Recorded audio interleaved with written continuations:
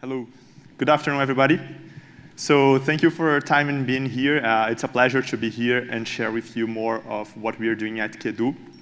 And I hope to make the best of the next 25 minutes of our lives and share more what we are doing and how we are bringing technology and data to transform the public education in Brazil. So as Doug just mentioned, my name is Cesar. I'm the CEO of QEdu, and our mission is to improve the Brazilian education through technology and data. But before giving you the good news, I will start with the bad news. Do we have some Brazilians here? Somebody from Brazil? Andressa? OK. So I will start contextualizing a little bit more about how is education going in Brazil. So this is the size of the problem we are facing. So in this map, actually what we are picturing is the percentage of students that are learning what they are supposed to learn. So the more red it is, the closer to 0 this percentage is. And the more close to the green, the higher is the percentage.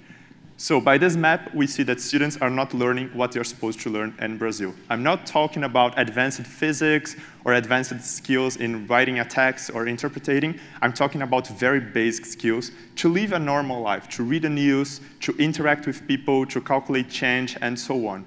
So if I had to reduce this map to a number, the number is 14%. So if we have 10 Brazilian students here, only one would be able to calculate change. Only a few of them, a very small piece of them would be able to read a news and understand what's written. Only a few of them would be able to communicate, to exchange ideas, to articulate their thoughts.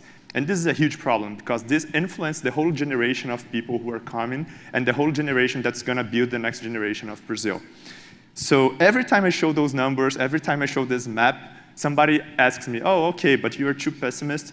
We are improving. Things are not that bad. And that's true. If you look at the graph, the green line shows that we are improving. So this is the national grade in the national assessment. But I would like to highlight that we are not improving that fast, and we are below our own targets. So when we defined our targets in terms of a country, we are below of what we expected. And if you take a different look, don't look at the average, and if we segment the schools, we have that just 1% of schools are adequate. So they are running in a good path towards the direction of being a good school. 99% of them are not in this category, and 1/3 of the schools, 32%, are in a situation that we call alert. So they're not doing a good job, and they're not on track to improve it. So this is a very critical situation. This is how education looks like in Brazil, and this is exactly the problem we are tackling at QEdu. And so here comes our mission, to improve Brazilian education by using technology and data. And we are very lucky to be backed by Lehman Foundation. Lehman Foundation is a foundation created by Jorge Paulo Lemann, who is deeply committed in transforming the Brazilian education. So the Lehman Foundation has countless initiatives towards the direction of defining a Brazilian Common Core or supporting technology into the public schools. And we are one of the initiatives that's backed by Foundation. And how we did so? Basically, we have 2 products that consolidates our mission and help us to transform the Brazilian education. The first one is Portal QEdu. So basically, in this product, we are the largest educational data platform in Brazil. And we put together the main educational data that we have available. Brazil has a lot of public data available. And we make them more actionable. We make them more insightful. We make this data more able to be consumed by policymakers, teachers, principals, and so on, to transform the scenario that we just saw. And the second one is QEdu Provas, which means QEdu assessments. And basically, this is a digital solution to make online assessments more affordable, faster, and easier to be consumed. And I would like to share with you more about what we are doing in those 2 products and how they're acting on the schools and making sure that they are transforming this situation. I'd like to share some screens about Portal QEdu. I'm just bringing a short piece of the whole product that we have. And here is a piece called QEdu Networks. And basically, this is a dashboard that we provided to public managers that support them in designing and implementing better public policies. And here, I'm sorry that the texts are in Portuguese. But here, we are bringing the numbers that I just showed you, but in a different view. Instead of showing the national average or how is the situation, we try to bring the data in a more actionable way. What do I mean? In each one of those boxes, we have topics. Topics are a category created by the government that segment, that group the content. So here we are seeing mathematics in the final years of secondary school. And I would like to highlight topic number 2. Topic number 2 is called magnitudes and measures. And this is part of the whole mathematics content. And here, why I'm highlighting it? For 2 reasons. The first one, this is the lowest number that you're seeing on the screen. And the second one, it's green. So what does it mean? That when we take a look at this particular city, the lowest number is green. So the lowest number means that this city is one of the top cities in that region. So we have a problem here, right? There is something that we can act on, and there is something that we can investigate.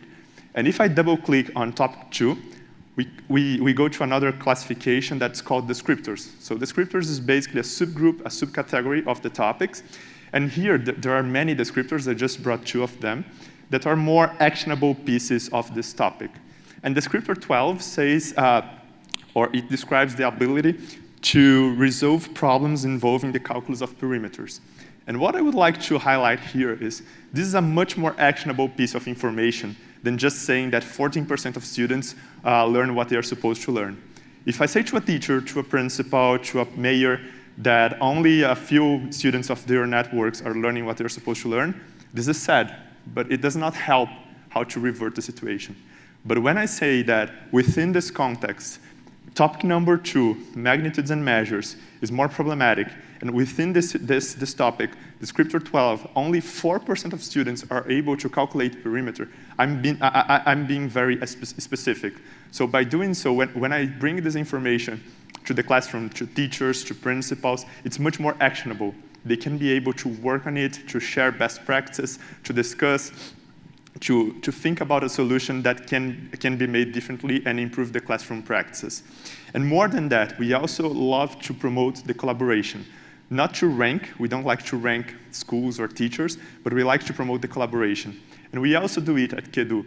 So in this screen, we bring in a particular topic, what are the best schools, what are the schools that are on average, and what are the worst schools. Not to highlight who is the best and who is the worst, but to promote and to incentivize best practice sharing. Of course, if we change to topic 1 or topic 3, it's going to change. So we skip the discussion of this is the best school and this is the worst one. Those guys are good in mathematics, those guys are bad in Portuguese. And we start creating a discussion much more, you can help me with this particular topic. You can help me increasing my abilities, my skills in descriptor 12, for instance. So we start reverting the change, the discussion, and we start to provoking a much more productive and a much more actionable discussion based on this data. I want to highlight one other detail here. Everything that I just showed has been gaining a lot of traction in Brazil. Many educational departments, cities, states, and so on are using it. But there is a small detail over there. Those data are from 2015. Not sure if you realized, but this is a huge problem because those are the most updated data that we have, and they are from 2 years ago. And actually, this is a huge challenge there is a huge challenge that's behind those data. First, because the data is captured every 2 years. So every odd years, the national assessment runs in the country to collect and capture this information. Second, it takes about 1 year to publish this data. So let us say in this year, 2017, the national assessment will be done in November. We will only have access to those data by the end of next year, which is a lot of time. Third, due to the nature of the assessment, students are not traceable. So it's not that I can go to the student level. For many reasons, that's not the goal. There is some privacy concerns. But the thing is, we cannot act upon a particular student. So we just have a general perspective about the system, about the school, but it's not that we can act upon individuals. And last but not least, it has a limited reach. So this assessment is applied for the 5th and the 9th grade, Portuguese and mathematics only. Of course, it gives a lot of good data and it gives a lot of insights, but still, it's just a part of the whole educational system. So having this scenario and facing this challenge, we decided to create a new product called QEdu Provas, which is our digital solution for assessments. The very first thing that QEdu Provas brings is providing better and more updated information for multiple stakeholders, educational departments, teachers, principals, and so on. But it's not about it. QEdu Provas also reduce the complexity in running an assessment. It's very complex to produce an assessment in a large scale. You have to print out, you have to review, you have to distribute grade assessments, make sure it does not leak, and many different things that are very complex. QEdu Provas also reduced the costs. I didn't know it before start digging deeper into this problem, but many cities and states in Brazil spend millions of dollars every year to run assessments. It's very expensive, and it consumes a lot of precious resources in the education. It also reduces the time to grade the assessments. We've been talking to many teachers that spend nights, weekends, holidays, and so on grading assessment. And what they told us is that the act of grading assessment does not add any value to the pedagogical context. What adds value is consuming those data, but the act of sitting down and grading it does not add value. It also brings the technological devices to the pedagogical contents. So many teachers want to bring technology to the classroom and make the students more involved with that, but they don't know how to do it. And QEdu Provas helps to bring technology into the classrooms. And it's also eco-friendly. So we reduce not only the paper spent to print out many assessments, but also all the CO2 emissions and the logistics that's involved in distributing an assessment. And I would like to share some pictures with you to show how we've been developing it. We started developing QEdu Provas earlier this year. And even though we have already partnered with 4 cities, and by partner I mean we signed official documents with them, formalizing the relationship. And we've been finding a lot of very interesting things. The first one is in this city. It's called Caieiras. It's a city in the state of São Paulo. And in Caieiras, we applied QEdu Provas for very young kids, so kids from 10 to 11 years old, from the 5th grade, the last year of primary school in Brazil. And we had a hypothesis at that time that they were too young to start benefiting from such a solution, because they are a mobile-first generation, so we were introducing computers and tablets, and for our surprise, they performed extremely well. They were able to use the computers, they had the necessary fluency to use the system, and we haven't identified any issue in using the system. We also had another situation that was very curious in this city. In this city called Taubaté, we had a range of different schools. So we had schools in safe regions and also schools coming from very vulnerable regions. There is a part of the city, a neighborhood, that they have a lot of prisons, and therefore the region is very vulnerable. There is a lot of drugs, a lot of violence going on, and the hypotheses were that those kids would not benefit for multiple reasons. But on the contrary, they were also able to use the system. They were also able to use the computers. They could take advantage of everything that we brought to them. And this was also very important because in Brazil, we have a very complex and diversified scenario. So we were able to see on practice that both vulnerable and safe regions, they were able to consume and benefit the solution. And this is a topic related to inclusion that I also would like to highlight, is how we were able to include students with special needs. And this was something that we are really glad and we are really working to advance. So in every classroom that we applied QEdu Provas, there were students with special needs. And some educational departments came to us and said, look, when we are producing the reports, please make sure that you consider this student and that student because they do have special needs and so on. And we said no. We said, no, let's face it together and see how it works. And the good news is the students not only performed better than expected, but actually they performed better than some other students. And what we learned with this experience is that the online assessment system, it attracted much more the attention of students. It made sure that students could focus, could adapt it, to their special needs. Some students that had some eye problems, they could zoom in.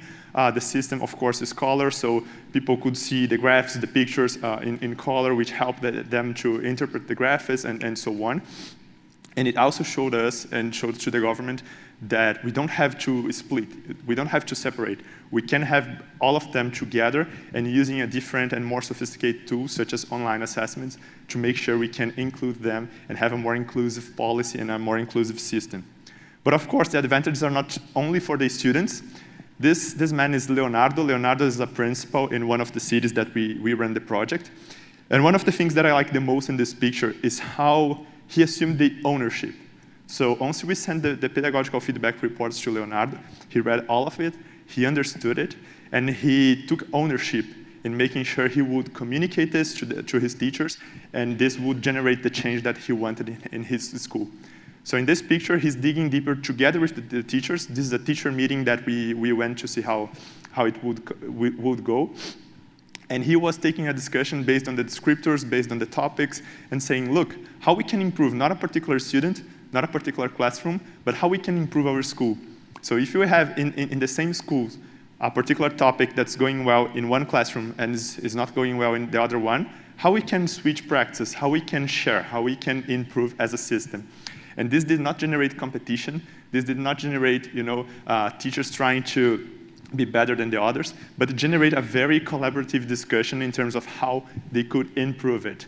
And also at the end of the meeting, they produced a document with an action plan saying, look, we're going to do this, this, and that. This I'm going to do together. I'm going to do alone. This we will do together. A very actionable action plan to make sure this school's reality will be impacted. And also talking about teachers, we also sent to them a complete pedagogical feedback report. And this was probably one of the biggest challenge, because once we have the data, and we are a lot of engineers in the team, we tend to put a lot of data, a lot of graphs, and so on. But that's not what teachers want to see. Teachers want to see actionable information, information that they can consume, information that help them. And what we did is we brought the information in a more organized way, not only bringing the grade, so which student did how much, but we put them in a more organized way, showing per descriptor, per topic, per knowledge area, showing to the teacher where he or she can focus on more and where he can skip the next classes. And also we brought some new information, for instance, the time spent per student. And one teacher told us, look, I've been teaching for the past 25 years and I've never seen such information. So I know this particular student, he always has low grades, but I've never realized that he spends only 10 minutes doing the grade, doing the assessment, an assessment that was supposed to be done in 90 minutes. So it helped the teacher to understand that it was not a pedagogical issue, it was much more related to other behavior activities and characteristics, and support the teacher to act on the student and support them in improving their skills. So this is what we are doing, but of course we are just in the beginning. There are much more to be done, and we are very excited with the journey ahead of us. In the beginning, there was a lot of beliefs. We believed that this could have an impact. We believed that this could change education in Brazil, but now we know, based on the facts, based on the data, that if we bring technology, if we bring data to the public schools in Brazil, we can make a difference. Right now in Brazil, 80% of students are studying in public schools. So if we can bring it to public schools and make sure that we can support them in improving the learning, we are very confident that we can generate a better situation and a better generation in Brazil. So before I close and open to the questions, I just want to show a very short video showing you and giving you the faces behind the stories that I just told. So if you can play the video.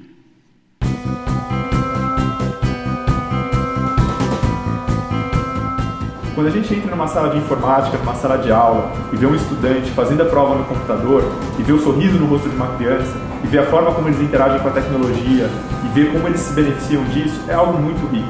Quando a gente conversa com um professor que agradece a gente por trazer esse tipo de tecnologia para dentro da sala de aula, uma tecnologia que empodera, uma tecnologia que ajuda, uma tecnologia que foca no que é certo, a gente fica muito feliz. E uma das experiências mais marcantes que a gente teve foi em uma das redes que a gente estava, ver professores chorando por verem seu trabalho reconhecido, chorando por verem desafios que eles teriam pela frente, mas chorando de alegria por ver que tinha um caminho e tinha uma forma de chegar lá para melhorar a educação.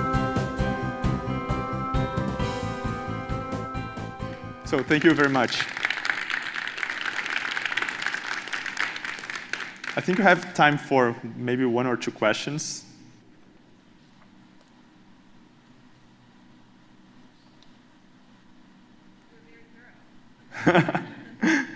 Thank you. Okay, thank you.